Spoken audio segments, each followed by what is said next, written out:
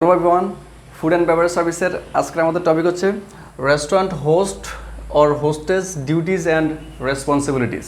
মানে যে সকল 3 স্টার 4 স্টার 5 স্টার রেস্টুরেন্ট আছে অথবা ফাইন ডাইনিং রেস্টুরেন্ট আছে, সে সকল রেস্টুরেন্টে যে হোস্ট আছে বা হোস্টেস আছে তাদের কী কী ডিউটিস এবং রেসপন্সিবিলিটিস সে বিষয় নিয়ে মূলত আজকের ভিডিওতে আমরা ডিটেলস আলোচনা করব।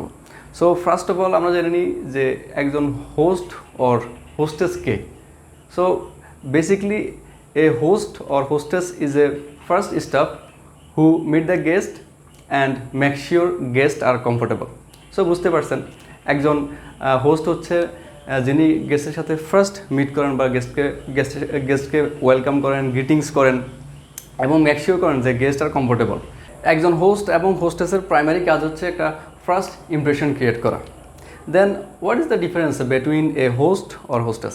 বেসিক্যালি হোস্ট এবং হোস্টেসের মধ্যে কোনো ডিফারেন্স নেই, তাদের যে ডিউটিজ আছে রেসপন্সিবিলিটি আছে সবই সেম। হোস্ট হচ্ছেন মূলত মেল স্টাফ, আর হোস্টেস হচ্ছেন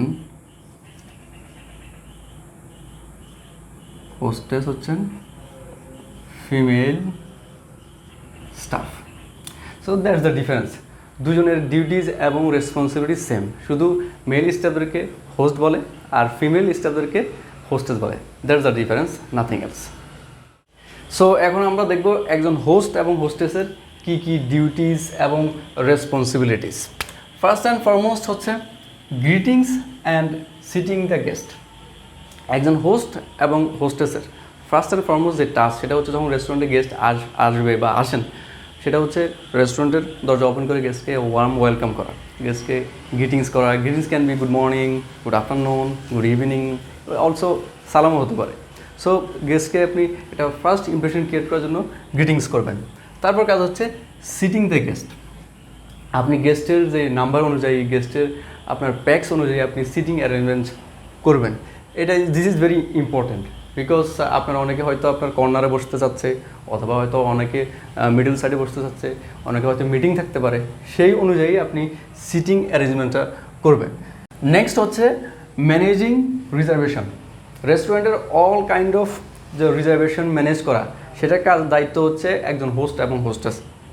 রেস্টুরেন্টে কোন ডেটে আপনি কতজন প্যাক্সের রিজার্ভেশন নিচ্ছেন, কোন সময়ে কতজন প্যাক্সের রিজার্ভেশন নিচ্ছেন, সবগুলো মেনটেন করা, সবগুলো ম্যানেজ করা একজন হোস্ট এবং হোস্টেসের কাজ। আপনি যদি দেখা গেছে একই ডেটে আপনার ওভার রিজার্ভেশন যদি নিয়ে থাকেন, সেই ক্ষেত্রে দেখা গেছে আপনার বিশাল একটা ডিসক্রিপেন্সি হতে পারে। সো এই জন্য রিজার্ভেশন নেওয়ার সময় অলওয়েজ মনে রাখবেন ডেট, টাইম অ্যান্ড ফ্যাক্টস। মনে করুন আপনার রেস্টুরেন্টের সিটিং অ্যারেঞ্জমেন্ট হচ্ছে 180, কিন্তু আপনি ওই দিনে আপনি রিজার্ভেশন নিয়েছেন 190। সো এই জন্য রিজার্ভেশনের সময় অলওয়েজ মনে রাখবেন যে কোন ডেটে রিজার্ভেশন নিচ্ছেন, কোন সময়ে কতজন প্যাক্স। সেভাবে যদি আপনি রিজার্ভেশন নেন তাহলে কোনো ডিসক্রিপেন্সি থাকবে না। তারপর যেই ডিউটিজ এবং রেসপন্সিবিলিটিস একজন হোস্ট এবং হোস্টেসের, সেটা হচ্ছে handling waiting list. Handling waiting list মূলত কোনো অকেশন বা যে সকল রেস্টুরেন্ট অনেক বিজি, সেগুলোতে আপনার ওয়েট লিস্ট ম্যানেজমেন্ট করার কাজ হচ্ছে একজন হোস্ট এবং হোস্টেসের। গেস্ট দেখা গেছে আপনার এসে দাঁড়িয়ে আছে কিন্তু রেস্টুরেন্ট ফুল বুকড। সো একজন হোস্ট তখন কাজ হচ্ছে ওই গেস্টকে ওয়েট লিস্টে বসানো, ওয়েটিং লিস্টে আপনার ওয়েটিং প্লেসে আপনার ওনাকে বসানো, বা ওনাকে বলতে পারেন যে 10-15 মিনিট পরে আপনার সিটিং অ্যারেঞ্জমেন্ট করতেছি। কারণ একজন হোস্টে জানে যে পরবর্তীতে কোন টেবিল খালি হবে, কোন গেস্ট বিল পেড হয়ে গেছে, সেই অনুসারে একজন হোস্ট এবং হোস্টেস এই ওয়েটিং লিস্টটা ম্যানেজ করে থাকে। পরবর্তী যেই ডিউটি সেটা হচ্ছে প্রোভাইডিং ইনফরমেশন। একজন হোস্ট রেস্টুরেন্টের বাইরে থেকে যদি কোনো কল আসে, সো ওইসব গেস্টদেরকে আপনি all kind of information provide করা।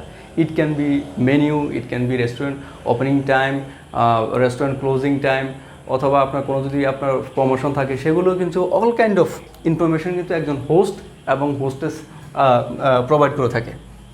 তারপরে হচ্ছে যে ডিউটিজ এবং রেসপন্সিবিলিটি, সেটা হচ্ছে কোঅর্ডিনেশন উইথ সার্ভার্স। একজন হোস্ট শুধু হোস্ট না, উনি সার্ভারও উনি অনেক সময় যদি অনেক বিজি হয়ে যায় রেস্টুরেন্ট, সেই ক্ষেত্রে আপনি সার্ভারের সাথে কোলাবোরেট করে আপনি গেস্ট সার্ভিস করতে পারেন, ফুড সার্ভ করতে পারেন, বেভারেজ সার্ভিস করতে পারেন, অথবা যদি আপনি কোনো সার্ভারকে হেল্প করতে পারেন, অ্যাসিস্ট করতে পারেন। দেখা গেছে একজন ওয়েটার বা ওয়েট্রেস অনেক ফুডের অর্ডার নিয়েছে, উনি একা সার্ভ করতে পারছেন না, আপনি অ্যাজ এ হোস্ট এবং হোস্টেস হিসেবে আপনার কাজ হচ্ছে তাকে হেল্প করা, তাকে অ্যাসিস্ট করা। ওকে, নেক্সট হচ্ছে আপসেলিং অ্যান্ড প্রমোশন। সো আপসেলিং মিনস, মনে করেন একজন গেস্ট আসছে আপনার রেস্টুরেন্টে আলাকার ফুড অর্ডার করতে। So at the same time আপনার রেস্টুরেন্টে হয়তো দেখা গেছে বুফে ফুড অ্যাভেলেবেল আছে।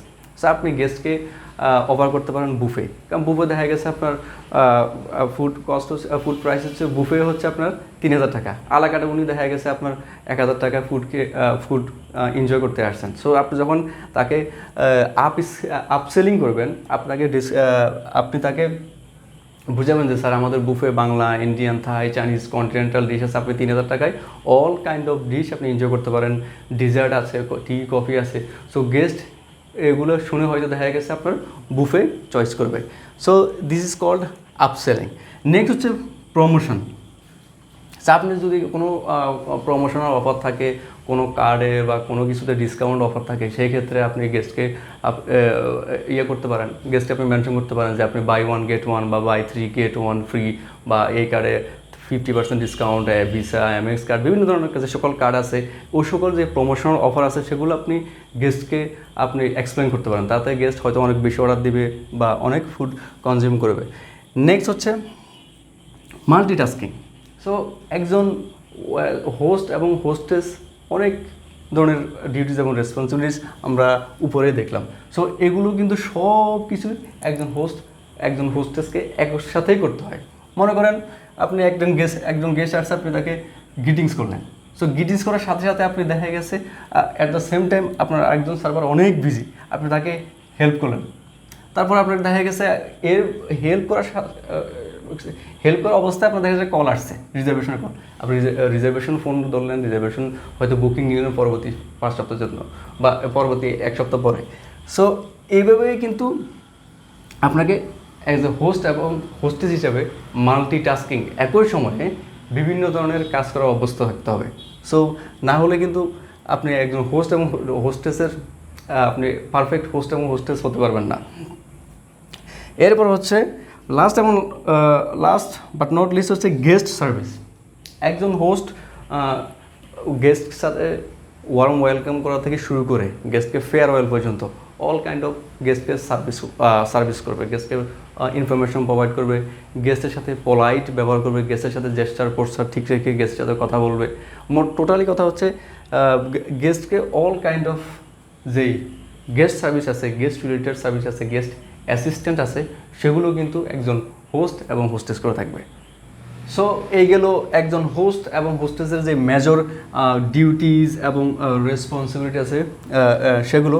এছাড়াও একজন হোস্ট এবং হোস্টেস বিভিন্ন ধরনের ডিউটিজ এবং রেসপন্সিবিলিটিস পালন করে থাকে। ওকে, তারপর হচ্ছে একটা কথা লাস্টে বলতে চাই, সেটা হচ্ছে কি একজন হোস্ট এবং হোস্টেস এবং ওয়েট্রেস কি সেম, নাকি ওনাদের মধ্যে কোনো ডিফারেন্স আছে? বেসিক্যালি হোস্ট এবং হোস্টেস, ওয়েট্রেস কিন্তু এক না। ওয়েটার এবং ওয়েট্রেস হচ্ছে ওনারা ফুড অর্ডার নেবে, ফুড সার্ভিস করবে, দ্যাটস দেয়ার মেইন টাস্ক। আর একজন হোস্ট এবং হোস্টেসের মেইন টাস্ক হচ্ছে এগুলোই, গেস্টকে গ্রিটিংস করা, গেস্টকে ওয়েলকাম করে আপনার গেস্টকে হ্যান্ড ওভার করা হচ্ছে, গেস্টকে একজন ওয়েটার এবং ওয়েট্রেসকে হ্যান্ড ওভার করা। সো এগুলো হচ্ছে মূলত একজন হোস্ট এবং হোস্টেসের মেইন টাস্ক। সো আজকের ভিডিওতে যে সকল ডিউটিজ এবং রেসপন্সিবিলিটিস নিয়ে আলোচনা করেছিলাম, এছাড়াও যদি আপনার কোনো কিছু জানার আগ্রহ থাকে, জানার ইচ্ছা থাকে, বা কোনো পয়েন্ট যদি আপনার বুঝতে সমস্যা হয়, please try to write down in the comment section. I will try to clear of it. That's all about today. Thank you so much for learning.